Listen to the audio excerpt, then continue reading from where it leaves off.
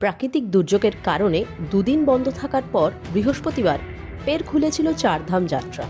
কিন্তু বৃহস্পতিবারই ফের কেদারনাথ যাত্রা বন্ধ করতে বাধ্য হল উত্তরাখণ্ড প্রশাসন।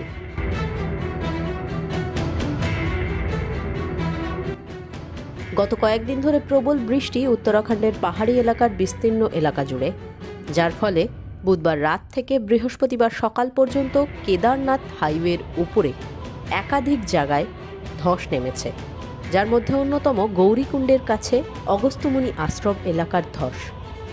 উপর থেকে পড়া পাথরে বন্ধ হয়ে গিয়েছে রাস্তা। প্রশাসন দ্রুত রাস্তা পরিষ্কার করার ব্যবস্থা করলেও কেদারনাথ যাত্রীদের নিরাপত্তার কথা ভেবেই বৃহস্পতিবার কেদারনাথ যাত্রা বন্ধ করার সিদ্ধান্ত নেন রুদ্রপ্রয়াগের জেলাশাসক। ফলে সোনপ্রয়াগেই আটকে দেওয়া হয় তীর্থযাত্রীদের।